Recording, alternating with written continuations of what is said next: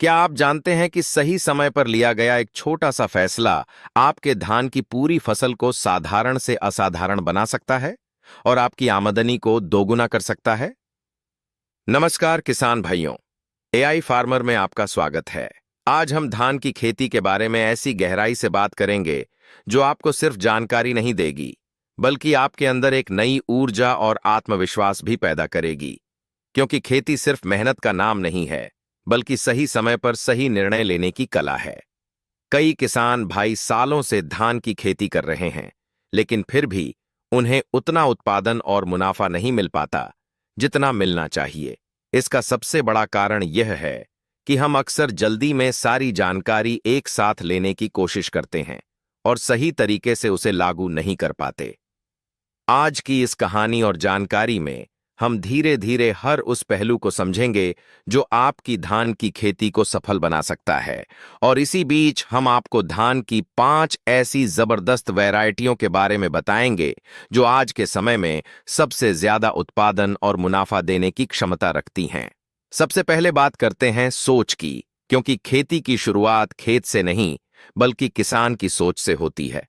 अगर आपकी सोच मजबूत है तो आप हर परिस्थिति में सही रास्ता निकाल सकते हैं।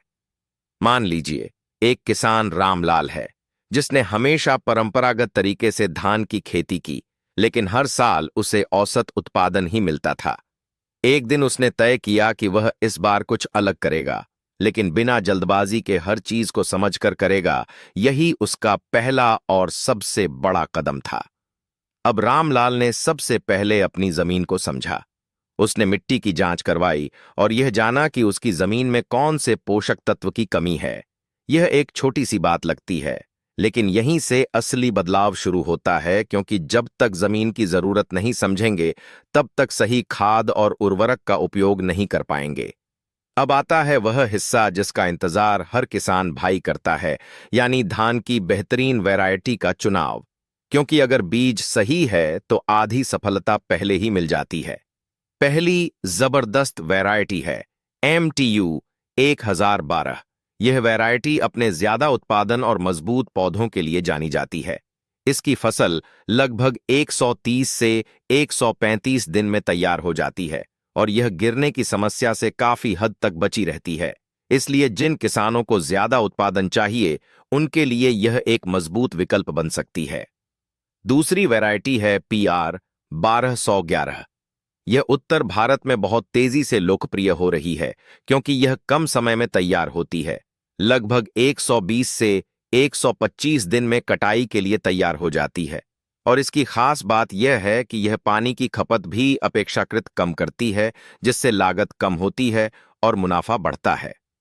तीसरी वैरायटी है सरयू 52। यह वैरायटी मध्यम अवधि की है और इसका दाना अच्छा भराव वाला होता है।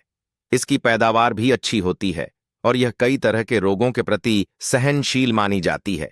इसलिए जो किसान संतुलित उत्पादन और सुरक्षा चाहते हैं, उनके लिए यह बढ़िया विकल्प है। चौथी वैरायटी है पूसा बासमती 1509। यह खास तौर पर उन किसानों के लिए है जो खुशबूदार धान उगाना चाहते हैं, क्योंकि इसकी खुशबू और गुणवत्ता बाजार में अच्छे दाम दिलाती है। हालांकि इसकी देखभाल थोड़ी ज्यादा करनी पड़ती है, लेकिन सही तरीके से खेती की जाए तो यह बहुत अच्छा मुनाफा दे सकती है। पांचवीं और आखिरी जबरदस्त वैरायटी है स्वर्णा सब 1। यह वैरायटी उन क्षेत्रों के लिए बहुत उपयोगी है जहां पानी भराव की समस्या रहती है, क्योंकि यह कुछ समय तक पानी में डूबी रहने की स्थिति को सहन कर सकती है और फिर भी अच्छा उत्पादन देती है। इसलिए बाढ़ प्रभावित क्षेत्रों के किसानों के लिए यह एक वरदान साबित हो सकती है। अब रामलाल ने इन सभी वैरायटियों के बारे में जानकारी जुटाई और अपनी जमीन और क्षेत्र के हिसाब से सही वैरायटी का चयन किया। उसने यह समझा कि हर वैरायटी हर खेत के लिए सही नहीं होती, इसलिए उसने जल्दबाजी नहीं की और सोच समझकर फैसला लिया। अब बात आती है बुवाई के समय की। कई किसान भाई जल्दी या देर से बुवाई कर देते हैं, जिससे उत्पादन पर असर पड़ता है। लेकिन रामलाल ने सही समय का इंतजार किया और मौसम को ध्यान में रखते हुए बुवाई की। अब धीरे धीरे फसल बढ़ने लगी, लेकिन असली परीक्षा यहीं से शुरू होती है, क्योंकि देखभाल सबसे जरूरी होती है। सिंचाई का सही प्रबंधन बहुत जरूरी है। ज्यादा पानी भी नुकसान करता है और कम पानी भी। इसलिए खेत में नमी का संतुलन बनाए रखना जरूरी है। अब हम बात करते हैं पोषण प्रबंधन की। धान की फसल को समय समय पर सही मात्रा में पोषक तत्व देना बहुत जरूरी है, लेकिन एक साथ ज्यादा खाद डाल देना सही नहीं होता, बल्कि इसे अलग अलग चरणों में देना चाहिए ताकि पौधे उसे अच्छे से ले सकें। रामलाल ने यह बात समझी और उसने हर चरण पर ध्यान दिया, जिससे उसकी फसल मजबूत होती गई।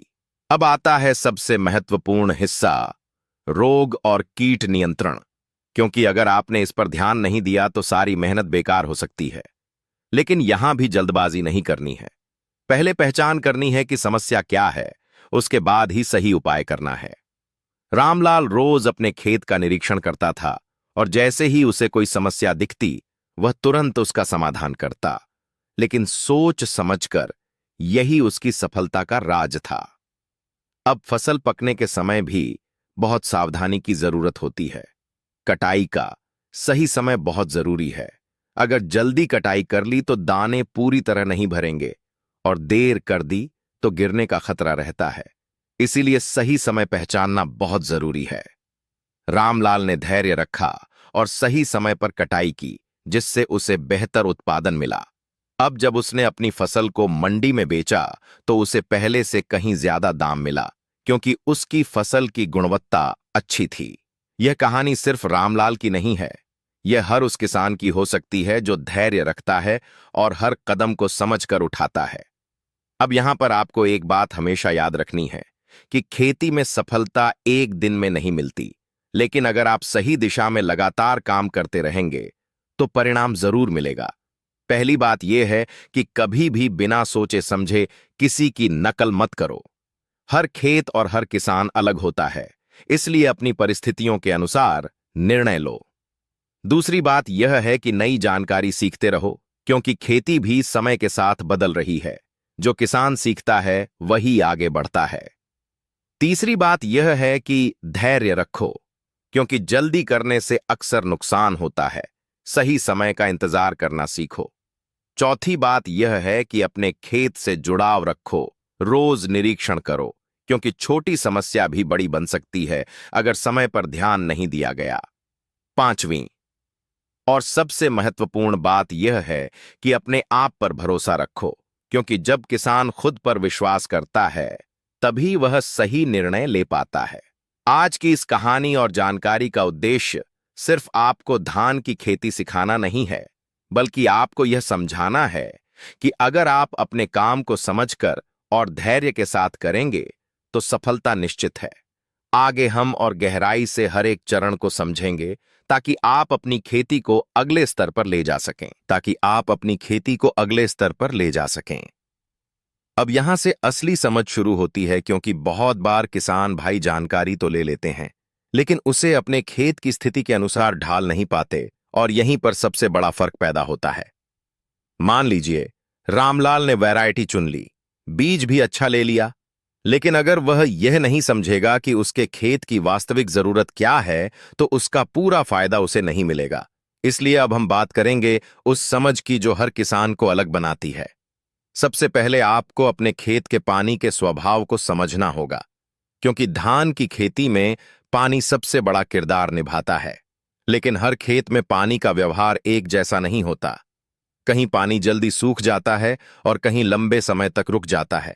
इसलिए आपको यह देखना होगा कि आपके खेत में पानी कितनी देर तक ठहरता है और उसी के हिसाब से अपनी योजना बनानी होगी। अगर आपके खेत में पानी ज्यादा देर तक रुकता है तो आपको जल निकासी की व्यवस्था मजबूत करनी होगी, और अगर पानी जल्दी सूख जाता है तो आपको सिंचाई के बीच का अंतराल कम रखना होगा। यही छोटी छोटी समझ बड़े परिणाम देती है। अब बात आती है खेत की तैयारी की, क्योंकि बहुत बार किसान भाई इसे हल्के में ले लेते हैं, लेकिन यही वह चरण है जो पूरी फसल की नींव तय करता है। जमीन को अच्छी तरह भुरभुरी बनाना और उसमें नमी का संतुलन बनाए रखना बहुत जरूरी होता है। अगर जमीन सख्त रह गई तो पौधों की जड़ें ठीक से फैल नहीं पाएंगी और इसका सीधा असर उत्पादन पर पड़ेगा। रामलाल ने इस बार अपनी जमीन को पहले से ज्यादा ध्यान से तैयार किया। उसने यह सुनिश्चित किया कि मिट्टी में उचित नमी हो और वह नरम हो, ताकि पौधों की जड़ें आसानी से फैल सकें। अब धीरे धीरे वह अपने खेत के साथ एक रिश्ता बनाने लगा, क्योंकि उसने समझ लिया था कि खेती सिर्फ काम नहीं है, बल्कि एक जिम्मेदारी है जहां हर दिन आपको कुछ नया सीखने को मिलता है। अब यहां पर एक और महत्वपूर्ण बात आती है जिसे अक्सर नजरअंदाज कर दिया जाता है, और वह है समय का प्रबंधन। क्योंकि खेती में हर काम का एक सही समय होता है। अगर आपने सही समय पर सही काम कर लिया तो आधी मेहनत अपने आप सफल हो जाती है। लेकिन अगर समय चूक गया तो फिर चाहे आप कितनी भी मेहनत कर लें, परिणाम उतना अच्छा नहीं मिलेगा। रामलाल ने इस बार हर काम का एक समय तय किया और उसी के अनुसार काम किया। उसने जल्दीबाजी नहीं की, बल्कि धैर्य के साथ हर कदम उठाया। अब जैसे जैसे दिन बीतते गए, उसकी समझ और मजबूत होती गई और उसका आत्मविश्वास भी बढ़ता गया, क्योंकि उसे दिखने लगा था कि उसकी मेहनत सही दिशा में जा रही है। अब यहां पर आपको एक बात और समझनी होगी कि खेती में जोखिम हमेशा रहता है। कभी मौसम साथ नहीं देता, कभी बाजार का भाव गिर जाता है, लेकिन जो किसान पहले से तैयार रहता है वही इन परिस्थितियों में भी टिक पाता है। इसलिए आपको हमेशा एक वैकल्पिक सोच भी रखनी चाहिए। यानी अगर एक तरीका काम न करे तो दूसरा क्या होगा, यह पहले से सोचकर चलना चाहिए। रामलाल ने भी यही किया। उसने अपने खर्चों पर नियंत्रण रखा और अनावश्यक खर्च से बचा, ताकि अगर कभी नुकसान हो भी जाए तो वह संभल सके। अब धीरे धीरे उसकी सोच बदल चुकी थी। वह अब सिर्फ खेती नहीं कर रहा था, बल्कि समझदारी से खेती कर रहा था, और यही फर्क उसे बाकी किसानों से अलग बना रहा था।